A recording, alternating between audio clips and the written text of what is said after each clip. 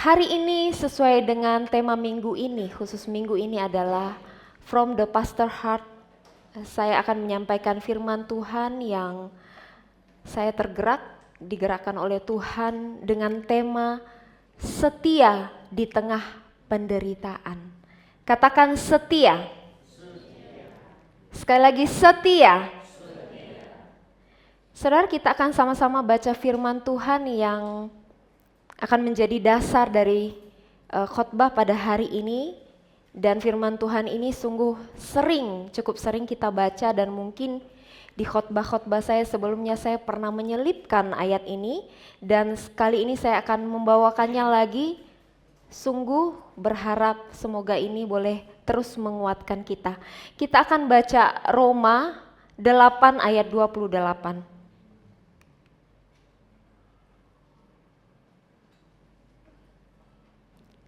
Roma 8 ayat 28.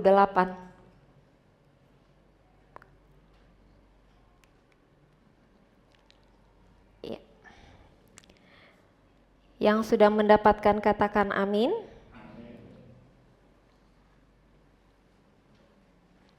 Sekali lagi yang sudah mendapatkan katakan amin. Kita akan baca bersama-sama dengan suara yang lantang Bapak Ibu. 1, 2, 3. Kita tahu sekarang bahwa Allah turut bekerja dalam segala sesuatu untuk mendatangkan kebaikan bagi mereka yang mengasihi Dia, yaitu bagi mereka yang terpanggil sesuai dengan rencana Allah. Sebuah ayat yang sering kita dengar, dan saya harap firman Tuhan ini akan terus menguatkan kita di tengah segala penderitaan yang kita alami.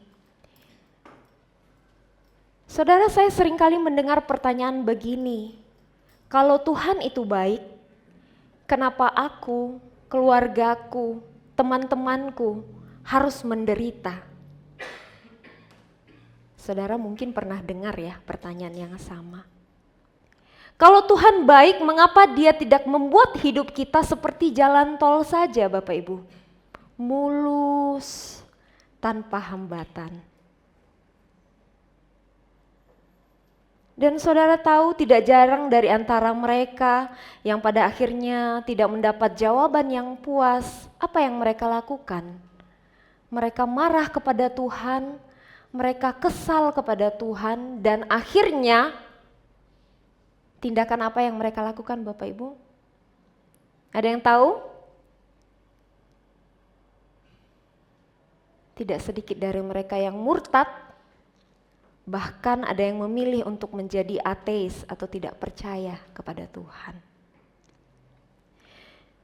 Saudara, perlu kita ketahui bahwa pertanyaan yang saya sampaikan tadi adalah pertanyaan-pertanyaan yang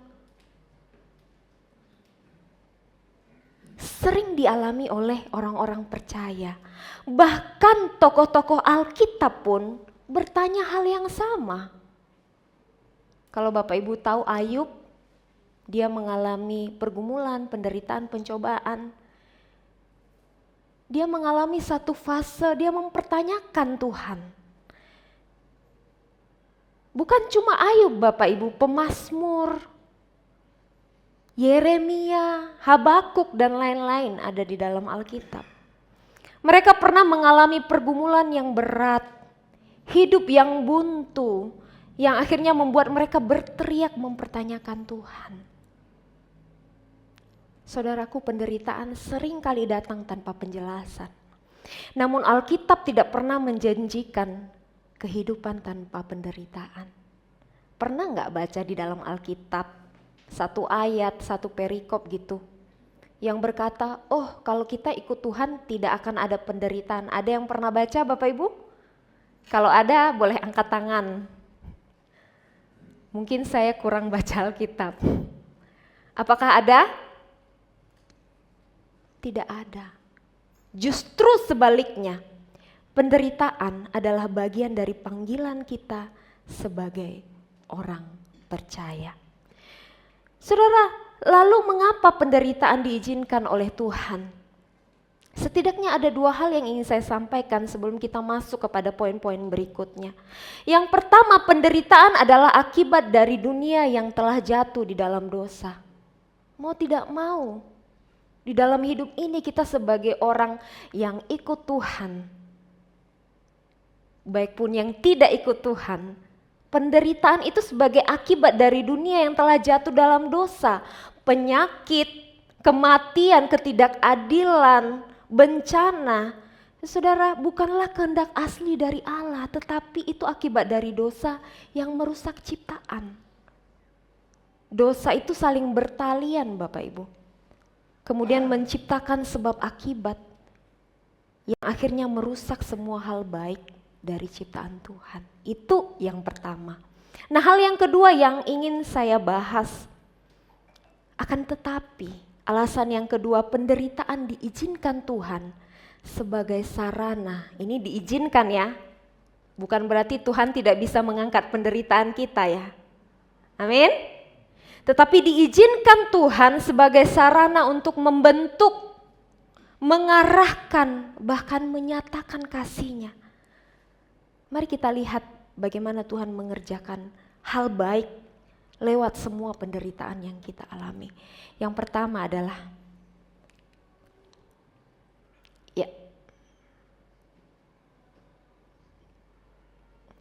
ya pointernya ya.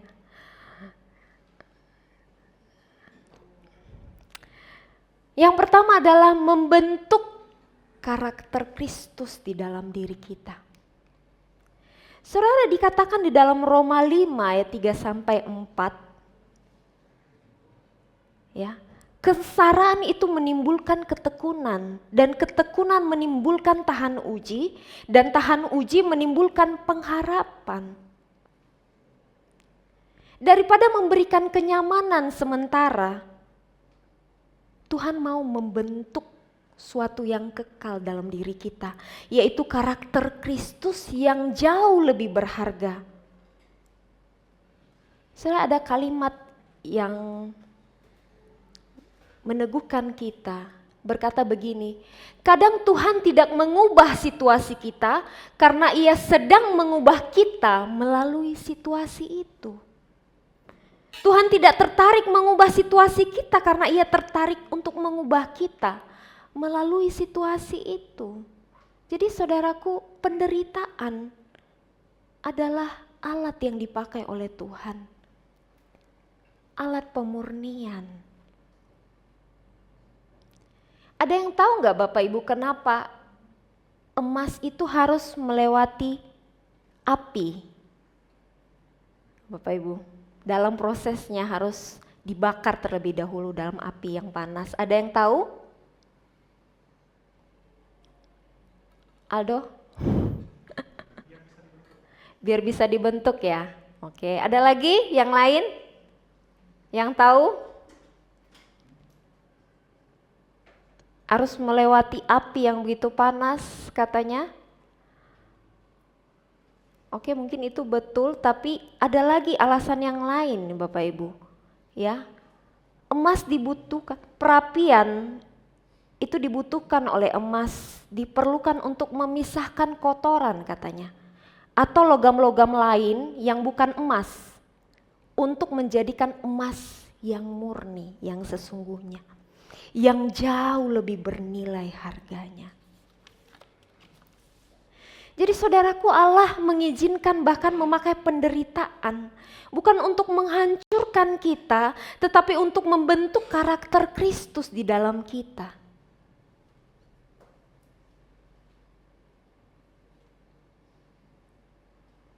Banyak orang yang ingin berubah, ingin menjadi lebih baik. Ada yang ingin menjadi orang yang jauh lebih sabar. Siapa di sini yang ingin lebih sabar, Bapak Ibu? Angkat tangannya. Ayo, jujur. Saya juga, Bapak Ibu, ingin jauh lebih sabar. Siapa di antara kita yang rindu ingin lebih mengasihi orang lain, lebih mengampuni orang lain? Angkat tangannya. Angkat tangan, Bapak Ibu. Siapa di antara kita yang ingin punya karakter yang rendah hati, tidak sombong, Bapak Ibu? Angkat tangannya. Siapa yang ingin dari antara kita yang tidak suka mengeluh, maunya bersukacita dan bersyukur? Angkat tangannya. Haleluya ya Bapak Ibu, kita merindukan karakter-karakter yang baik. Tapi ada seorang yang berkata begini,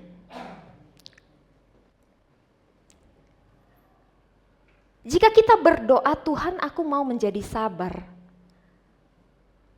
maka Tuhan kasih masalah. Biar kita belajar yang namanya sabar. Bisa gak kita belajar sabar, kondisi baik-baik aja?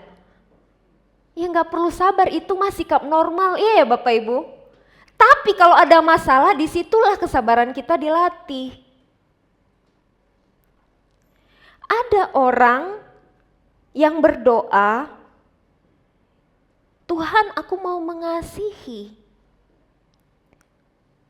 Tuhan kabulkan, tapi dengan cara apa? Tuhan kasih orang-orang yang sulit di sekitar kita.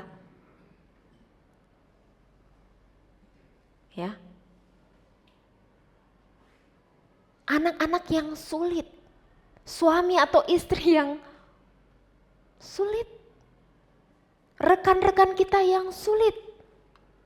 Tuhan taruh, ya supaya kamu belajar mengasihi dalam arti yang sesungguhnya. Mengasihi dalam kondisi tidak baik-baik saja. Mudah untuk mengasihi orang yang mengasihi kita, yang baik dengan kita. Tuhan aku mau selalu bersyukur, untuk itu Tuhan kasih kekurangan, Tuhan kasih keterbatasan. Supaya kita belajar mensyukuri apa yang kita miliki. Saudara, saya sungguh mempersiapkan khotbah ini karena saya tahu bahwa dari antara kita, jemaat-jemaat di sini, bahkan orang-orang Kristen yang saya kenal, memiliki berbagai-bagai penderitaan, mengalami berbagai-bagai pergumulan yang cukup berat. Tapi hari ini saya mau menguatkan kita lewat firman Tuhan. Tanpa tekanan kadang iman tidak bisa tumbuh lebih kuat. Kadang kita butuh tekanan supaya iman kita lebih bertumbuh. Tanpa kesulitan kita tidak bisa belajar bersandar penuh kepada Allah. Kadang di dalam kenyamanan kita lupa sama Tuhan. Jadi Tuhan mau kita belajar bersandar penuh pada Allah. Tanpa air mata kita tidak akan mengenal penghiburan sejati dari Roh Kudus. Jadi semuanya itu dimaksudkan Tuhan untuk mendatangkan kebaikan bagi orang yang terpanggil sesuai dengan rencananya. Saya mau tanya Bapak Ibu, ada sebuah ilustrasi di mana bola yang dilempar di dua jalan. Satu bola yang dilempar di jalan yang mulus, satu bola yang dilempar di jalan yang bergerigi. Ini turunan Bapak Ibu ceritanya, prosotan. Satu yang mulus prosotannya, satu yang bergerigi. Bapak Ibu tahu nggak kira-kira bola mana yang nyampe duluan? Bola mana yang nyampe duluan? Hah? Yang mulus? Betul? Yang mulus? Coba kita lihat videonya. Ini ada video cuplikan singkat saja ya Bapak Ibu. Nah ini ada dua bola. Satu di prosotan yang mulus, satu yang bergerigi. Iya. Naik turun. Iya. Jadi mana yang nyampe duluan Bapak Ibu? Yang bergelombang. Sorry saya salah pakai kata ya. Bukan bergerigi, bergelombang, betul sekali. Justru yang bergelombang, kita kira bola ini bakal cepet nyampe duluan di jalan yang mulus. Salah ternyata, di jalan yang bergelombang. Kenapa? Boleh di stop? Kenapa saudara? Setiap gelombang yang ada membuat bola terdorong melompat lebih jauh ke depan. Jadi kadang kita perlu yang namanya hidup dalam pergumulan, di dalam penderitaan, supaya kita bisa jauh melangkah ke depan. Dan ini yang saya ingin mau sampaikan. Jangan-jangan Tuhan punya maksud yang indah dalam setiap penderitaan kita. Jangan-jangan Tuhan sedang mempersiapkan kita untuk sesuatu yang lebih besar. Untuk itu Tuhan terlebih dahulu mempersiapkan karakter kita. Biar ketika sesuatu yang besar itu datang, kita sudah siap. Untuk itu Bapak Ibu, hari-hari ini kalau kita mengalami penderitaan, kita tidak mengerti kenapa itu bisa terjadi dalam hidup kita. Yuk kita sering bertanya sama Tuhan, Tuhan mau menyampaikan apa kepada kita lewat semua yang kita alami ini. Rajinlah bertanya kepada Tuhan, Tuhan apa yang Tuhan mau kerjakan, lakukan, dan ubahkan di dalam diriku. Karena sekali lagi, Tuhan memakai penderitaan bukan untuk menghancurkan kita, tetapi mau membentuk karakter Kristus di dalam diri kita. Itu yang pertama. Yang kedua Bapak Ibu, mendekat kembali kepada Dia. Katakan mendekat. Kembali. Saudara, saya sering dengar orang bilang begini. Ketika ketemu dengan orang yang begitu teka, teka dalam bahasa Palembang ya, begitu keras kepala. Nah, bagus ini Kohari depan banyak bantu saya dari tadi. Keras kepala. Wah, saya sering sekali dengar kalimat ini menghadapi orang yang keras kepala.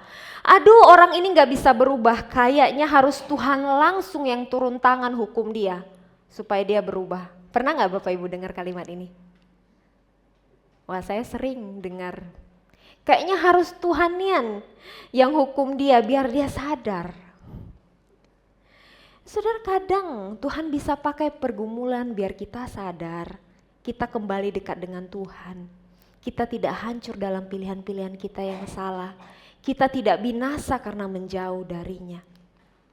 Penderitaan bisa menjadi cara Allah membangunkan kita dari kehidupan yang suam-suam kuku, atau ketika kita perlahan menjauh darinya.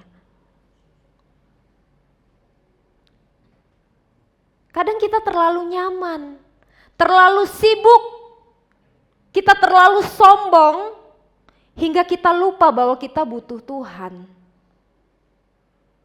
Saudara, penderitaan mengajarkan kita apa? Dunia ini rapuh, dunia ini tidak bisa diandalkan. Kenikmatan di dunia ini sementara dan itu bukan segala-galanya. Dan yang tetap hanyalah Allah.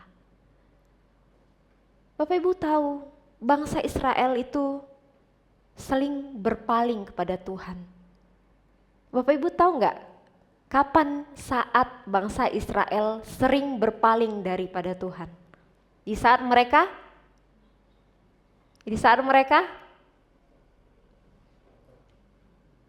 apa? Korudi?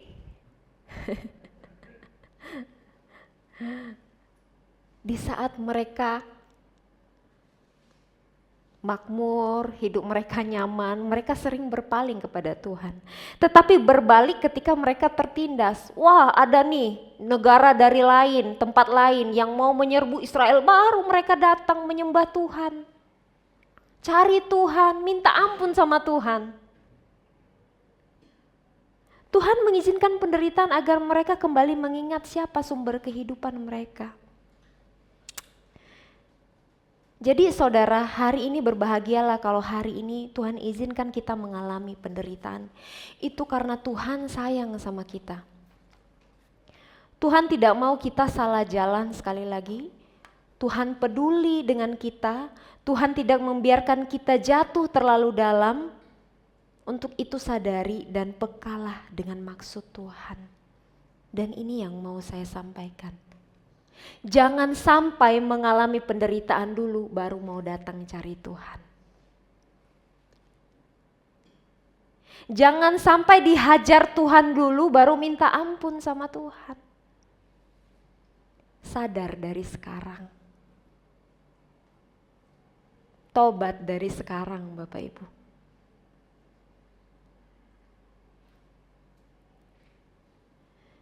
Lalu apakah penderitaan membuat kita marah justru membawa kita kembali berseru kepada Tuhan? Saudara, luka terdalam bisa menjadi jalan menuju pemulihan kerohanian di hadapan Tuhan. Kadang-kadang ketika kita terluka, luka itulah yang membawa kita dalam pemulihan kepada Tuhan. Itu yang kedua, yaitu membawa kita kembali dekat kepada Tuhan. Yang ketiga adalah memampukan kita menghibur orang lain. Katakan menghibur orang lain.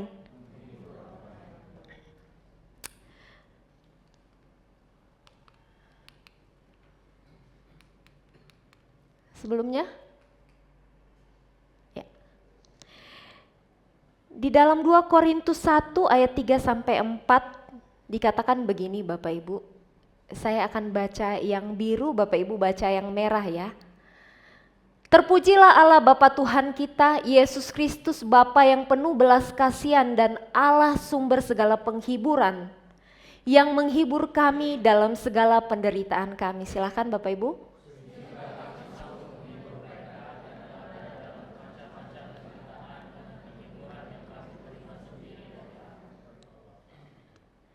Ada 2 bagian yang menarik di sini. Yang pertama adalah Allah sumber segala penghiburan. Amin.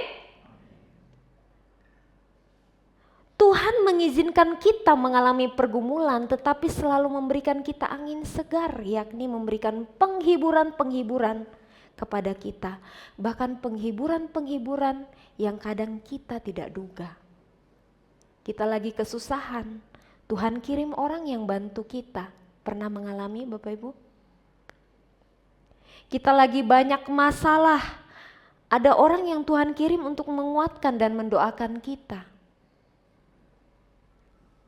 Ada banyak cara-cara Tuhan untuk menghibur kita karena dikatakan dalam Alkitab, Allah sumber segala penghiburan.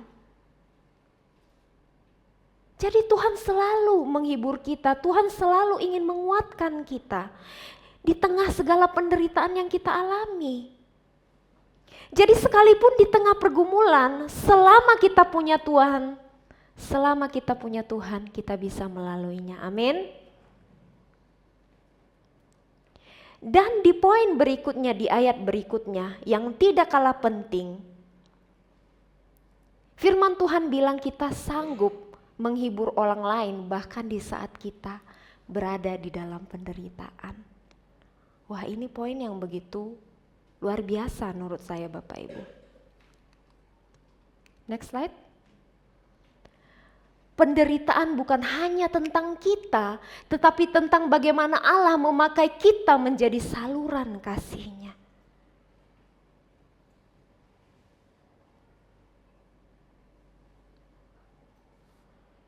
Di saat kita sendiri mengalami penderitaan, penderitaan dapat Tuhan pakai agar kita bisa menjadi berkat bagi orang lain. Saudara,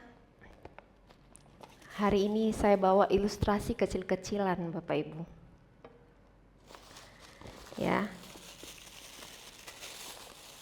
Ini apa ya Bapak Ibu? Apa? Korek. Ada nggak di sini yang nggak bisa hidupin? Oh ada ya. Tapi saya bisa hidupin Bapak Ibu. Saya jago hidupin, bisa karena dulu di rumah waktu di Nias pakai kompor biasa dulu, kan biasa pakai ini ya, sumbu gitu. Jadi biasa anak-anak remaja zaman dulu udah bisa masak ya, masak air, masak nasi, jadi bisa udah mahir Bapak Ibu. Bapak Ibu yang dikasih oleh Tuhan, anggap ini korek apinya bisa hidup ya, benar ya? Betul ya Bapak Ibu? Tapi anggap suatu hari, anggap ini adalah orang percaya yang punya semangat dalam hidup ini. Ya, sama seperti api yang berkobar. Tapi suatu hari dia mengalami penderitaan, dia mengalami pergumulan. Nah, ini adalah penderitaannya. Saya cemplung ya Bapak Ibu. Saya mau undang satu orang deh ke depan untuk bantuin saya biar lebih semangat. Siapa ya kira-kira ya? Ko Yuyu boleh ke depan, Ko Yuyu? Ko Yuyu? Anda tidak bisa bersembunyi di belakang itu. Saya bisa melihatmu dari sini.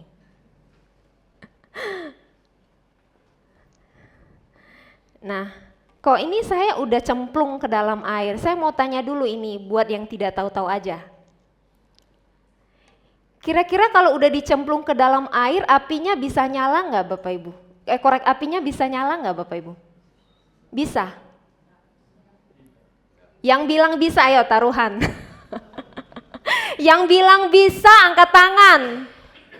Yang bilang bisa, yakin bisa. Yang bilang nggak bisa, angkat tangan. Ini demokratis ya Bapak Ibu ya. Ini yang nggak angkat tangan ngapain Bapak Ibu pilihannya ini? Nggak tahu, belum ada pengalaman. Nggak pernah, oke dimaklumi ya. Semuanya nggak pernah. Oh kudet Bapak Ibu. Ini ya Bapak Ibu, menurut Ko Yuyu sendiri, ini seperti mewawancarai orang. Kira-kira nyala nggak? Nggak. Wah ini sangat berpengalaman ya. Coba Ko Yuyu nyalain. Nah, nyala nggak? Coba lebih kuat lagi Ko Yuyu, mungkin kurang kuat. Mungkin Ko Yuyu nggak bisa hidupin. Kita coba undang yang bisa hidupin korek api. Ayo siapa yang mau ke depan? Mungkin ini diragukan kemampuannya. Terima kasih Ko Yuyu, tepuk tangan dulu untuk Ko Yuyu. Ada yang bisa hidupin korek api yang begini? Nyak? Mak, sini mak. Biasa orang zaman dulu ngerti ya. Bisa nggak mak? Nggak bisa. Ada yang lain yang bisa? Jemur. Oke. Ada yang mau coba? Ada yang mau coba bantu saya? Ada yang bisa tadi nyalain katanya. Coba angkat tangan. Ada nggak? Kohari boleh bantu saya? Beri tepuk tangan dulu untuk Kohari. Coba kok bisa nggak kok? Wah bahaya ini kalau udah keluar. Nggak bisa. Kok tahu nggak kenapa penyebabnya nggak bisa? Nggak tahu, oke. Karena terendam. Koko punya solusi nggak supaya ini hidup? Dikeringin. Ada solusi lain? Silakan duduk. Terima kasih Kohari. Kasih tepuk tangan buat Kohari ya. Oke. Ada yang tahu nggak saat ini juga kita bisa hidupin? Dibuka. Wah, profesional kayaknya nih. Ada yang tahu nggak cara kita menghidupkan? Dibakar.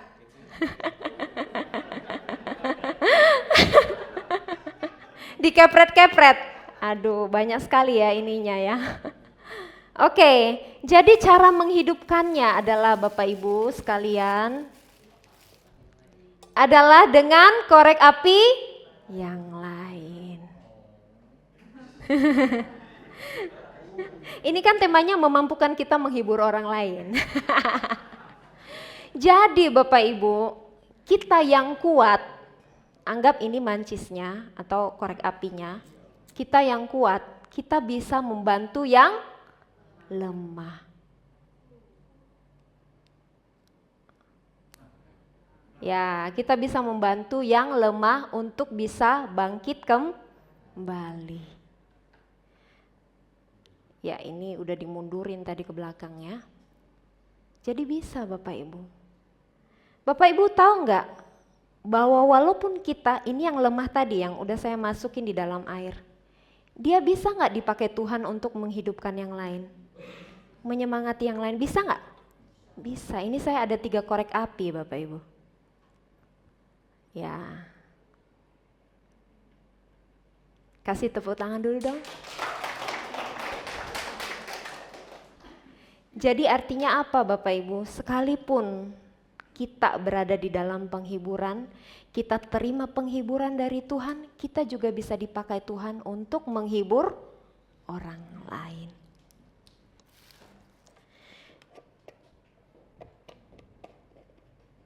Penderitaan sekali lagi dapat dipakai agar kita peka dan empati dengan orang lain. Orang yang menangis dalam doa akan lebih lembut menemani orang-orang yang sedang menangis. Orang yang pernah mengalami penderitaan paham betul posisi orang yang mengalami hal yang sama. Saudara, pernahkah kita berpikir bahwa penderitaan kita hari ini bisa menjadi penghiburan orang lain besok? Jangan-jangan Tuhan pakai kita melewati pergumulan hari ini agar kita bisa menolong dan memberitahu orang lain cara melewatinya.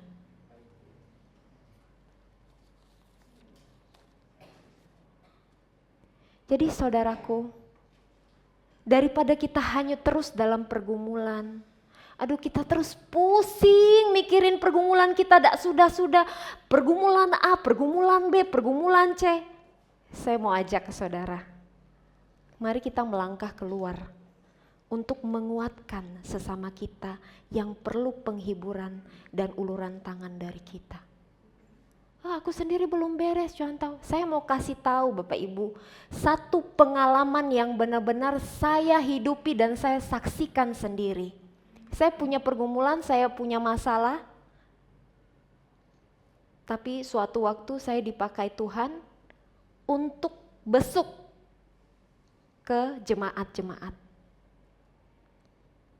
Dan apa yang terjadi Bapak Ibu? Ketika saya besuk, saya dengar pergumulannya, saya dengar masalahnya, saya kira saya yang menghibur orang itu. Ternyata yang dihibur siapa? Saya yang dihibur ternyata. Karena setelah saya mendengarkan sharingnya, masalahnya, pergumulan, wah ternyata pergumulannya jauh lebih besar dari saya. Kok bisa dia punya iman yang kuat? Dia teguh, dia tetap percaya sama Tuhan, itu jadi kesaksian. Jadi orang-orang Kristen yang hidup di dalam penderitaan, itu seperti api yang saling menguatkan satu sama lain. Dan saya jujur saya sangat diberkati dengan pelayanan besuk ketika saya bisa datang ke rumah jemaat. Saya bisa dengarkan cerita mereka, saya bisa doakan mereka. Saya bukan memberkati mereka, mereka yang memberkati saya. Dan ini Bapak Ibu, bukan hanya saya yang alami. Ada beberapa tim besuk yang saya dengar. Saya tahu ada satu orang, dia punya masalah yang sangat kompleks Bapak Ibu. Saya doakan dia secara pribadi. Tapi besoknya saya kaget lihat dia kok ceria amat. Kok bisa? Oh dia datang, dia cerita. Oh iya, contoh. Saya ini barusan kemarin diajak besuk ke rumah jemaat. Ternyata dia punya penderitaan berat sekali. Saya kira saya berat penderitaannya. Ternyata jemaat itu lebih berat dari saya. Tapi saya puji dia punya iman luar biasa. Dia doa sama Tuhan, dia tidak pantang menyerah, dia begitu semangat. Saya diberkati. Jadi saya merasa saya bisa melewati penderitaan ini. Dia memberikan teladan iman yang baik kepada saya. Jadi sekali lagi itu dalam pembesukan, di dalam care juga kita dikuatkan, diberkati lewat care, lewat sharing, saling mendoakan dan sesama lain. Itu kenapa Bapak Ibu saya mendorong kita terus untuk masuk di dalam care ya, supaya kita sama-sama menjadi orang yang saling menguatkan, saling menghibur, saling mendoakan, menejamkan besi dalam segala pergumulan yang kita alami. Lalu Bapak Ibu, bagaimana kita tetap setia di tengah penderitaan?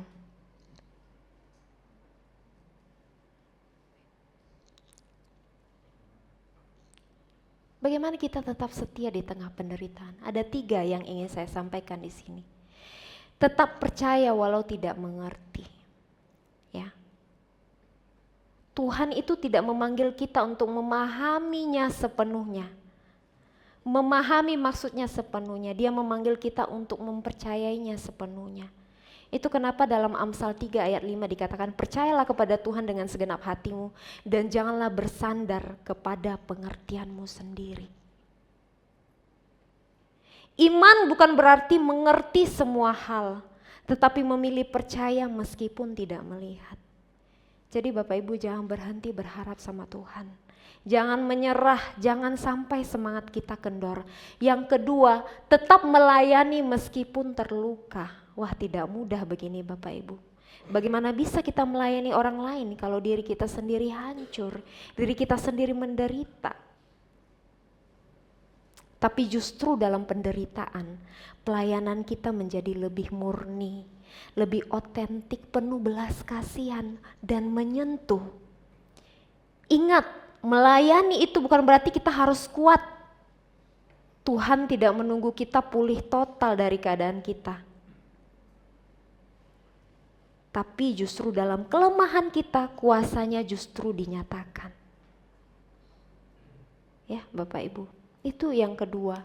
Yang ketiga, memandang akhir yang kekal. Saudara, ingatlah hal yang paling penting, bahwa semua penderitaan yang kita alami hanyalah sementara dan akan berlalu. Saya cerita sedikit Bapak Ibu, saya tahu waktunya sudah mau habis. Kemarin seminggu yang lalu kami ke Bandung, ini baru pulang kemarin Bapak Ibu, dan kami coba datang ke satu tempat, kebetulan promo Bapak Ibu, yaitu ke Trans Studio Bandung. Trans Studio Bandung, selama saya kuliah di Bandung, saya cuma lihat dari luar aja, race coasternya, tahu kan Bapak Ibu? Itu karena kelihatan dari luar. Tapi baru beberapa hari yang lalu, saya naik Bapak Ibu. Dan itu kan ngantri ya Bapak Ibu. Pada waktu ngantri, saya di tengah-tengah antrian bilang sama suami dan anak, udahlah aku mundur aja, mami mundur aja, kalian aja. Jangan, udah di antrian. Aduh udahlah aku mundur aja. Takut Bapak Ibu, itu kan benar-benar nanjak, tinggi sekali. Terus ada yang bilang, cuma 30 detik. 30 detik ini bukan roller coaster, race coaster. Berarti kencang amat Bapak Ibu ya, melintasi semua itu. Duh gimana ini, aku bisa gak ya, aku takut. Aduh aku mundur aja lah, udahlah. Pikir juga antrian udah panjang, gak bisa mundur lagi. Terus suami dan anak kuatin, bisa cuma 30 menit, tutup mata aja. Jangan takut, 30 menit cuma. 30 menit sudah selesai berlalu. Dan akhirnya, waduh luar biasa.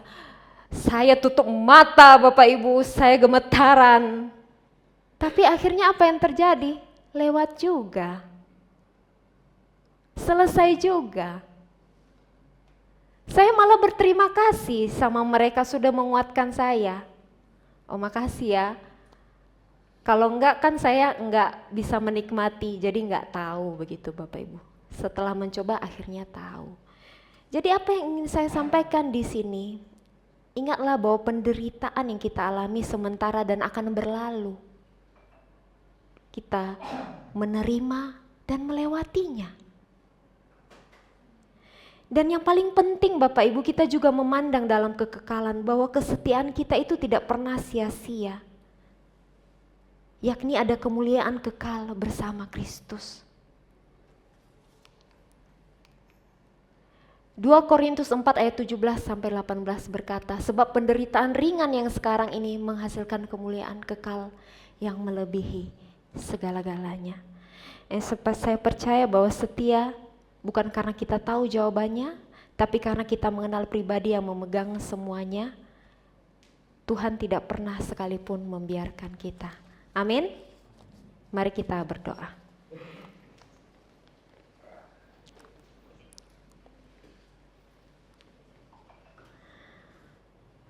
Bapa dalam surga, terima kasih Tuhan untuk firman-Mu yang menguatkan kami. Firman-Mu yang mengingatkan kami, meneguhkan kami yang berada dalam berbagai-bagai penderitaan, pergumulan, pencobaan, masalah. Kami tahu Tuhan bahwa seringkali khotbah ini begitu mudah untuk didengarkan, tetapi tidak mudah untuk dilakukan. Belajar untuk menerima, melewati setiap hal yang Tuhan izinkan terjadi dalam hidup kami. Belajar untuk setia di tengah segala penderitaan bukanlah hal yang mudah. Tapi kami memegang janji Tuhan. Engkau berkata bahwa Engkau adalah Allah dari segala penghiburan. Engkau adalah sumber dari segala penghiburan. Engkau menguatkan kami, Engkau menghibur kami, dan bahkan Engkau memakai segala penderitaan kami Tuhan untuk menunjukkan kuasa-Mu untuk memberkati orang-orang yang ada di sekitar kami.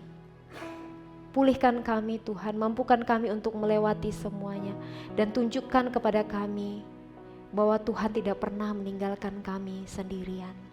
Ini doa kami Tuhan, kami berserah kepada-Mu. Di dalam nama Tuhan Yesus kami sudah berdoa dan mengucap syukur. Amin.